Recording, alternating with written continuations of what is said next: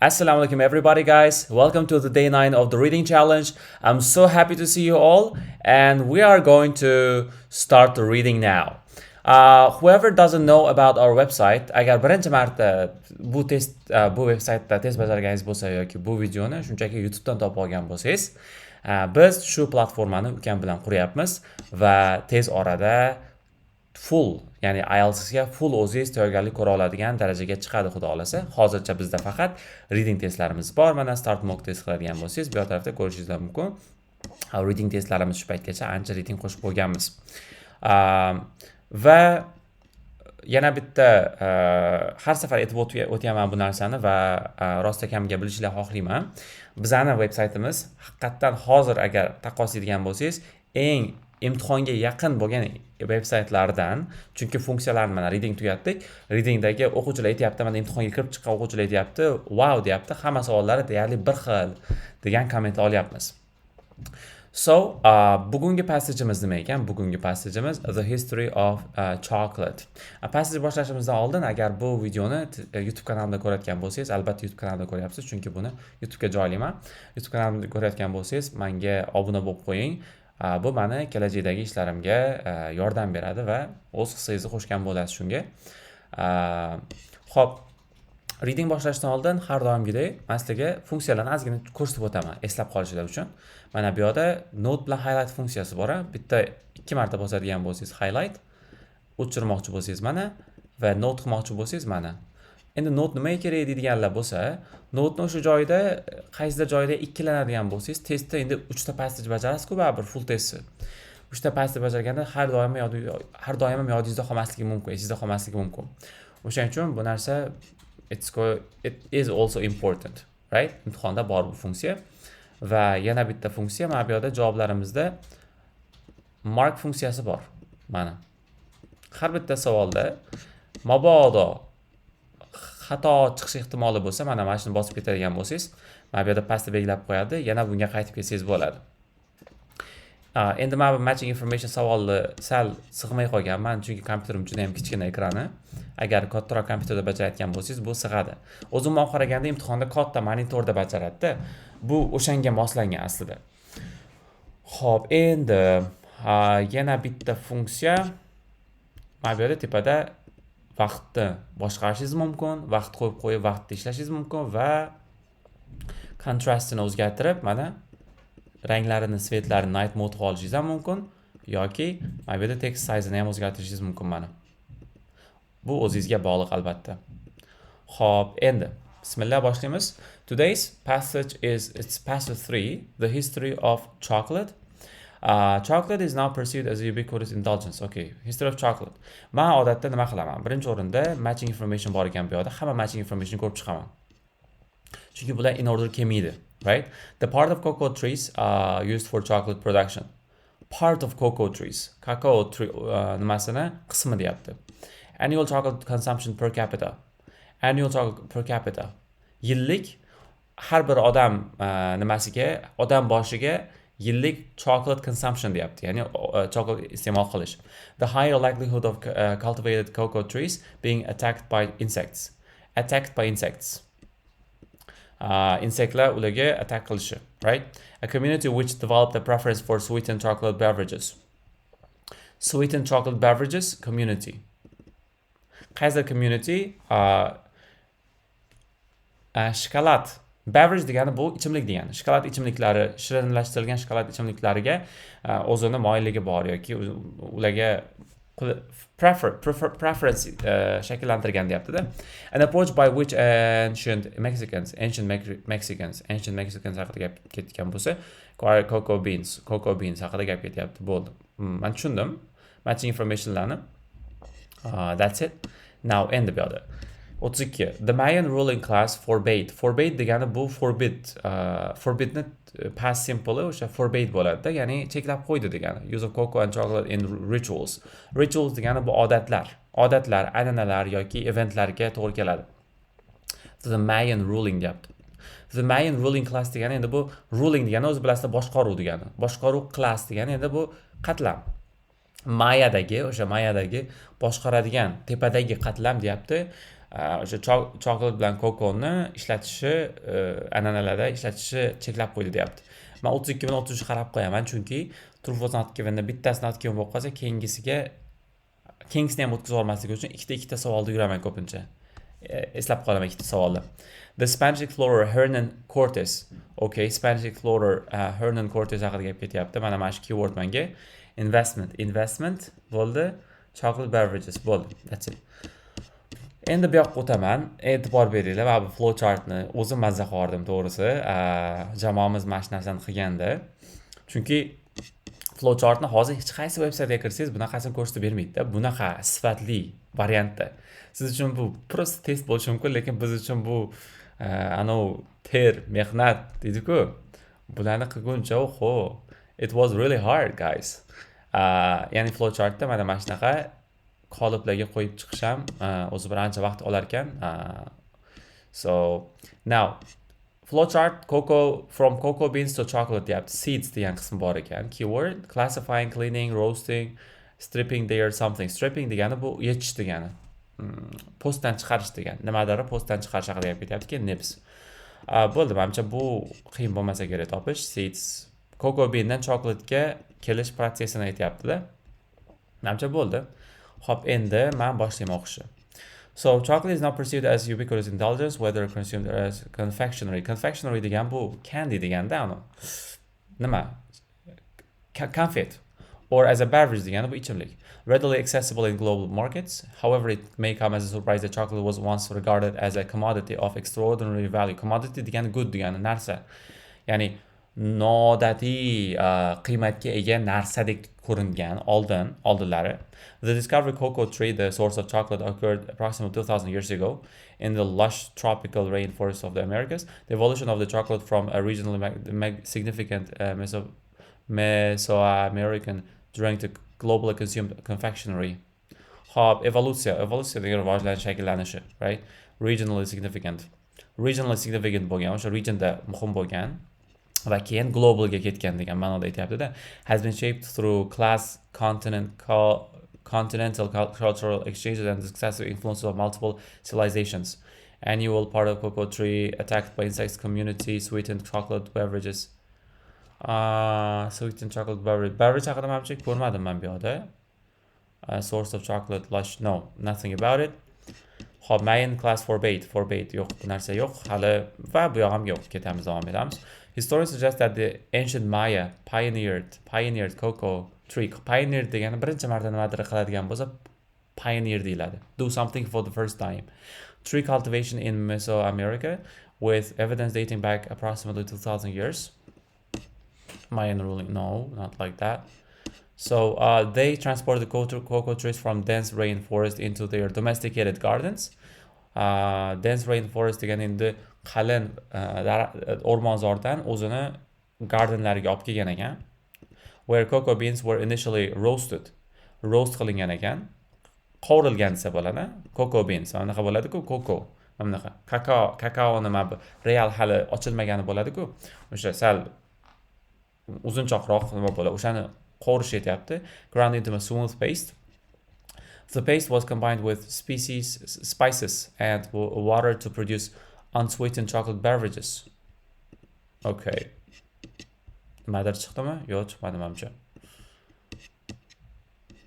The part of cocoa trees used for chocolate production. Chocolate production hali kelmadi, lekin bu beverage ni aytyapti hali. Hop, yana nima.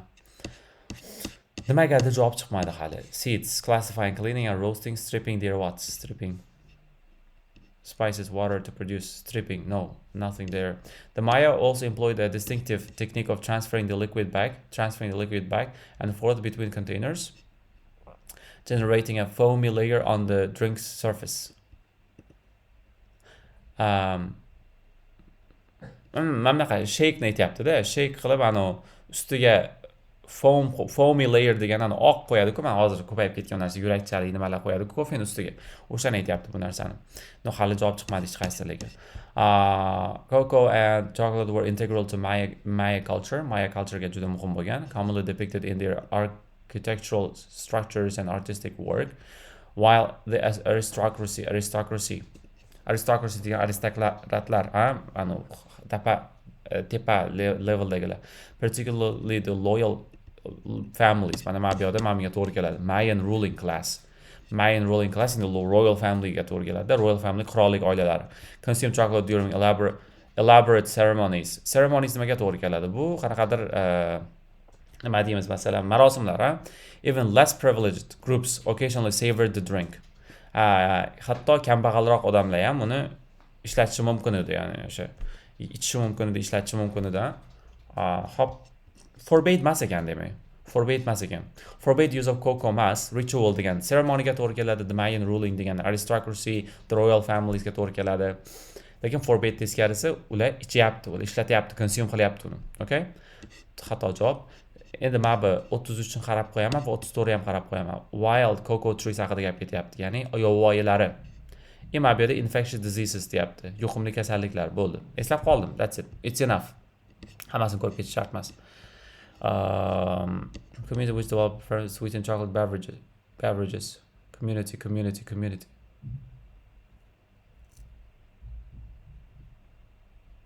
Drink. Savor the drink. Furthermore, cocoa beans served as a powerful emblem of martial union. Marital union deyapti. Marital degani bu oilaviylik, turmush qurgan bo'ladi-ku, marital deydi, or marital mi bu? What is it? Marital. Married, yes. Marital bo'ladi. Yoki marital or something like that, right? So like oilaviylik birlashishi emblemasi, simboli bo'ladi deyapti. And were ritually exchanged during wedding ceremonies. Ya'ni o'sha to'ylarda exchange qilinar ekan. Bir-biriga ichirilar ekan, menimcha bizda suvga o'xshagan nima ichirilardi-ku. Community. Maya culture degan narsani mana bu yerda ichyapti-da bular ko'pincha, Cocoa being served as powerful emblem of. Endi men nima deyman, bu yerda Cga juda o'xshayapti, chunki hech qaysi chiqmaganiga menda o'zi nima boshlandi, panika boshlandi. Mana shuni prosta belgilab ham qo'yaman. Bundan ham yaxshiroq variant chiqadigan bo'lsa, buni o'zgartiraman keyin. Community degan endi shu Mayan culture ga to'g'ri kelyapti. Sweet and chocolate. Lekin bitta savol bor. Sweet and chocolate degan joyi bormi bu yerda? Sweetened. Chocolate diyorum. Yo'q, lekin sweetened degani yo'q. Buni olib qo'ysam ham bo'lar ekan, lekin. Buni prosta o'qib qo'yaman. Bunga qaytaman hali, bu to'g'ri javob emas baribir. Endi tezib qoldim. Aztec civilization in Mexico haqida gap ketyapti. Regarded chocolate as a prestigious commodity. Prestigious endi bilasizlar nimaligini. Eng tabaqadagi insonlar qiladigan. Despite being geographically unable to cultivate cocoa trees. Geographically unable degani endi ularning geografiyasi to'g'ri kelmaydi unaqa cocoa trees yetishtirishga within their heartland. Accordingly, they sourced cocoa beans through extensive trade networks. Ular trade networks, ya'ni savdo sotiq bilan olib kelishgan ekan o'zlariga, Meksikaga. Even utilizing them as currency or for tax payments. Hatto tax payment, soliqlarga o'shani olishar ekan. Yo'q, o'shani ishlatishar ekan deyapti.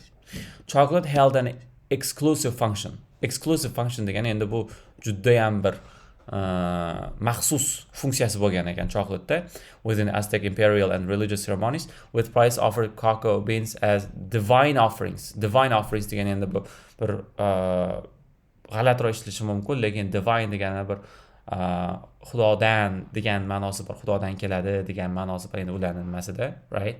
Divine offerings, endi bizda ham bor bu so'z, bizda sal boshqacharoq translate qilinadi, like Allohdan, right? Endi price degan bu rohiblar shu cocoa beans offer qilar ekan, bu senga masalan xudodan kelyapti degandek ma'noda, prepared sacred chocolate drinks. Sacred degani endi bu juda ham bir noyob degan ma'noni bildiradi.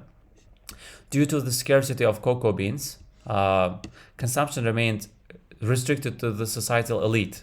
Faqatgina elitlarga, elitni odamlarga cheklanib qolgan deyapti. Kam bo'lgani uchun cocoa beans. With historical accounts suggesting emperor consumed up to 50 cups daily deyapti. 50 cups daily. Kuniga 50 cup ichgan ekan. Interesting. Linguistics trace the term chocolate to Aztec, word meaning bitter water, in the Naha language, though some scholars argue that it has hybrid origins, meaning combining Maya and kelib chiqishi aytilyapti bu tarafda. Part of chocolate tree used for chocolate production. Mana shu part of cocoa trees ham chiqdimi deyman ku teparoqda. Qaytib kelsam kerak mana shu 27ga. Annual chocolate hali chiqmadi, attacked by insects chiqmadi hali. Okay, acquire. I think this is the correct answer. 31ga D bo'ladi. Nimaga? Chunki mana bu yerda approach deyapti. Qanaqa approach qilgan ular? Bular extensive trade networks qilgan. Un juda ham ko'p savdo sotiq qilib o'ziga olib olgan. Mana shu javobi shu. Cocoa beans oldirgan-ku, men tepada tushuntirib ketdim. Hop. In 1502, explorer Christopher Columbus introduced cocoa beans to Spain after voyaging to and later Spanish explorer Hernan Cortes. Mana Hernan Cortes haqida gap chiqdi. 30 chiqishi kerak javob. We'll recognize the potential economic value of potensialni ko'rdi-da bu economic, ya'ni moliyaviy juda katta foyda olib kelishini potensialni ko'rdi Spanish explorer. Upon arriving in present-day Mexico, Cortes observed that chocolate beverages would appeal to the Spanish. Chocolate beveragelar Spanishlarga yoqardi. After conquering Aztec Empire, Spanish forced exported confiscated cocoa supplies to Spain. Confiscated. Endi bu joyda bu so'zni bilish shart emas, lekin sizlar uchun ko'rib qo'yaman. I honestly do not know this. Confiscated. Agar bu confectioneryga paraphrase bo'ladigan bo'lsa, o'shani verb varianti bo'ladigan bo'lsa, bu chocolate, candy qilingan degan ma'nosi chiqishi kerak. Taken or seized with authority. Bu tortib olingan degan ma'nosi bor ekan. Cocoa supplies to Spain. Spainga olib ketgan ekan. Spanish forces exported confiscated cocoa supplies to Spain. Hop. In response to the growing demand, Spain began cultivating cocoa trees in its American colonies. American koloniyalarda o'stish boshlagan. Spanish elite first developed a taste for sweetened chocolate drinks. Mana shu joyga e'tibor beringlar. Community which developed a preference for sweetened chocolate beverages. Mana bir xil narsa ketyapti. E bo'ladi bu, demak buni javobi E. Mana o'zgartirib qo'ydim. Demak buni olib tashlasam ham bo'ladi endi. But the beverage rapidly spread across Europe. England, Europe'da tarqab ketdi. Netherlands, France allowed suit by establishing cocoa plantations in their own colonies. Spanish explorer Hernan made an investment. Lekin mana bu joyda investment haqida gap topa olmadim men to'g'risi. Hernan Cortes made an investment deyapti. Investment haqida men ma'lumot prosta borgan, ko'rgan, economic valuesi bor degan bo'ldi. Wild cocoa trees haqida gap chiqmadi hali. Mana buni ham ko'rib ketamiz. During chocolate production, some of the seeds are discarded. Some seeds discarded degani ota olinadi degani, olib tashladi degani.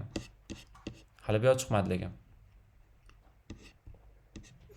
Hop. By 18th century, chocolate remained primarily a luxury restricted to the affluent. Affluent degani boylar degani, luxury restricted degani shu faqatgina boylar uchun bo'lgan chocolate 18-asrgacha. However, the industrial revolution's technologies enabled merchandise production, dramatically reducing costs and making chocolate available to broader. Shunday deb o'ylayman.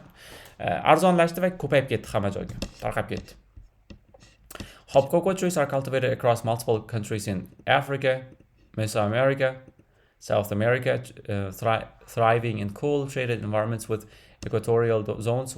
Despite widespread cultivation, cocoa farming remains labor-intensive. Qiyin ekan, ya'ni labor-intensive deyapti. Due to the tree's requirement for specific water thresholds. Specific water level threshold degan level degan ma'nosi bor, ya'ni specific water levelda bo'lish kerak ekanda. Temperature ham specific bo'lish kerak deyapti. Soil composition degani bu tuproq tuzilmasi, and protection from environmental threats. Approximately 5 years after planting, cocoa trees begin to yield.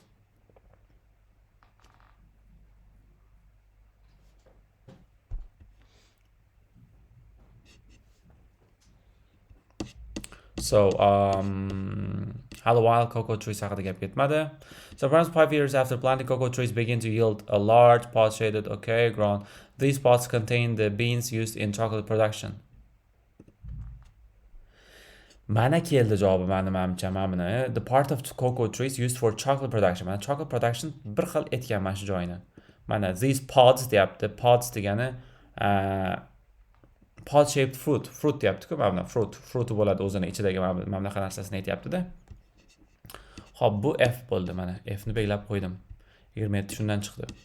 Xo'p, while several types of cocoa trees exist, har xil bo'lsa ham, the bulk of chocolate is produced from the seeds of the most commonly cultivated varieties. Specificlardan olinadi o'zi deyapti. However, farmers opt to grow more specialized types such as valued for distinctive flavor profiles. Mana aynan mashlardan olishadi deyapti, chunki distinctive flavor farqli degan, distinctive degan different degan, different flavor profiles. Unexpectedly, cocoa trees grown on farms are more vulnerable. Oh, okay, mana buni qaranglar.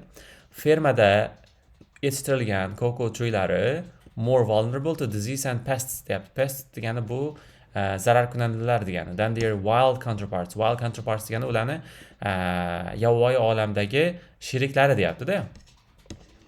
Mana buni qaranglar. Higher likelihood of cultivated cocoa trees being attacked by insects. Oh yeah, mana shunga to'g'ri kelyapti lekin. So bu ham F bo'lar ekan lekin. Chunki mana bu yerda NB borda. You may use any letter more than once degan qismi bor. Xo'p, bu ketdi. Chunki higher likelihood degani bu mana bu yerda shu however, okay, more vulnerable degani. Endi vulnerable, unexpectedly, right? That's it. Hop, mana bu yerda javob chiqdi. Wild countries are more cocoa trees are more susceptible to infectious diseases. Diseases degan mana bu yerda disease. Lekin bu false ekan, chunki teskarisi. Cultivated one la naborot more vulnerable bo'ladi deb yozgan mana bu yerda. Susceptible ni vulnerable ga paraphrase qilsak bo'ladi bu yerda. Mana more vulnerable. Teskarisida AB BA bo'lib qolgan. Teskari bo'lib qolgan. Hop, 35 ni qarab qo'ydik. Okay, 36 ni ham qarab qo'yamiz. Chocolate production enjoys more prestige in Europe. More prestige in Europe and United States than in any other country. Boshqa davlatlarga qaraganda Yevropa va United Statesda ko'proq luxury deyapti-da. Hali bu yoq chiqmadi. Okay, davom etamiz. So, cocoa cultivation presents a strenuous endeavor for farmers. Strenuous degani endi bu qiyin degan bo'lsa kerak, difficult degan bo'lsa kerak. Requiring or using great effort, mana qiyin. Who sell their harvest on, exposing their incomes to external, that's it. So the process of chocolate production involves a series of steps. Mana steps haqida gap ketyapti. Katta ehtimol bilan mana bu yerdagi chiqadi o'sha flowchart. Carried out in specialized factories where cocoa beans are meticulously processed. Meticulously degani juda ham bir ehtiyotkorlik bilan qayta ishlanadi deyapti. Workers first sort, clean, roast the beans before extracting the outer shells. Classify, cleaning, sort degani classify degani, cleaning clean dedi, roast degani roast berildi mana, and beans before beans, stripping their what? So extracting the outer shells, leaving only the inner nibs deyapti. Nibs, So menimcha bu extracting degani stripping degan ma'noni bildiryapti. Extract degani bu chiqarib tashlashda. Mana bu yerda stripping degani bu ham chiqarib tashlash. Stripping degani so'yish emas, nima deydi? Archish deydi-ku. Mana archib tashladi outer shell'lari. Va faqat inner niblari qoladi deyapti. Inner niblari menimcha o'sha ichidagi bir nimasi bo'lsa kerak, qismi bo'lsa kerak. These nibs are then ground into a dense paste known as chocolate liquor. Hop, nibs crushing, producing. Crushing, ground into, qaranglar, ground into degani eziladi degani. Bu niblar deyapti, eziladi deyapti. Dense paste into a dense paste known as chocolate. I think this is the correct answer. Chunki ezilgandan keyin chocolate liquor keladi deyapti. Mana producing. Mixing with measured quantity of substances, sweeteners, liquid dairy and something. Davom etamiz. Which are subsequently separated into two components, cocoa solids and cocoa butter. Following standardized formulations, so blend the chocolate liquor with precise ratios of sugar, milk, and cocoa butter. Qaranglar, sugar, milk. sweetener sugarga to'g'ri keladi, milk liquid dairyga to'g'ri keladi va cocoa butter menimcha mana shu to'g'ri javob bo'lsa kerak. It should be because we have no other option. Hop, e'tibor beringlar, mana bu yerda two words degan, shuning uchun ikkita so'zlar chiqyapti bu tarafda. Bitta so'z ham chiqishi mumkin degan. Ikkita so'z chiqishi kerak degani har doim chiqadigani emas. The resulting mixture often referred to as crumb. Crumb degan mana bu yerda crumb degan ma'lumot keldi. Crushing finally to obtain a smooth texture, manufacturing diverse shapes of chocolate in something deyapti. Hop, undergoes the smooth consistency. Finally, is then subject to two additional processes, counting and tempering, before being placed into molds. Manufacturing diverse shapes of chocolate in something. Placed into. To create various forms. Create various forms degani. Manufacture diverse shapes ga paraphrase bo'ladi. Place into. Mana bu yerda in ga to'g'ri keladi va molds is the correct answer. Shakl, mold degani bu qolip deganda, qolipga solinadi degan ma'no chiqyapti. Va qaysidir some seeds are discarded. Some seeds are discarded degan joy bormi? Yo'da seedlar haqida gap ketyaptimi? Men to'g'ri ko'rmadim. Yo bormikan?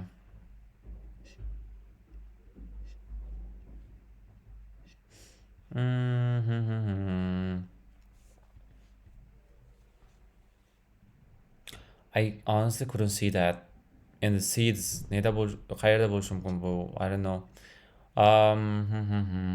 Seeds. I don't know. I would just choose not given for now. Some of the seeds are discarded. I cannot find it. Hop. Now. Annual chocolate consumption. Hali u ham chiqmadi. Katta ehtimol bilan 36 bilan mana bu 28 oxirgi paragrafda chiqsa kerak endi, ko'ramiz. Chocolate holds significant global economic value with the manufacturing industry generating over 5 from cocoa crops, and its reputation remains most prominent in Europe and United States. Mana qaranglar. Uni reputatsiyasi deyapti. Uni reputatsiyasi eng katta bu Yevropa bilan United Statesda. Demak, to'g'ri, prestige degani most prominent ga to'g'ri keladi. Most prominent degani endi is like most important degandek paraphrase bo'ladi. Prestige, prominent, than in any other country. Bu endi most bilan beryapti-da. Most bilan bergani uchun buni tushunib olamiz. Xo'p, endi bizda nima qoldi? Bizda mana bu tepadagi qoldi. Annual chocolate consumption. For instance, cocoa product imports, Americans consume over 5 kilograms of chocolate per person each year. That's it. Mana mana shu joydan javob chiqdi. So we choose H for 28. That's it. Qolganini endi o'qib qo'ysak bo'ladi, o'qimasak ham bo'ladi lekin. In addition, upscale production boutique. For profiles, renowned chocolate, cocoa production sectors often challenges. Addressed by bu yoqda to'g'risi menimcha hammasini to'g'ri topdik deb umid qilaman. To'g'risini aytaman, birinchi marta bajaryapman bu testni. Hop, va xato qilgan bo'lishim mumkin, oldin aytib qo'yaman. Part of the chocolate tree, I hope I got all of them correct. Nimadir e'tiborsiz qoldirib ketmagan bo'lsam, lekin to'g'ri chiqishi kerak hammasi, xudo xolasa. 1 2 3. Oh my gosh. Demak, nimadir to'g'ri ketdi. 35. Hop, 35 reading tests. 35 qaraydigan bo'lsa endi mana bu yerdan kiramiz. Try again-ni bosib. 35 nima edi o'zi? During chocolate production, some of the seeds are...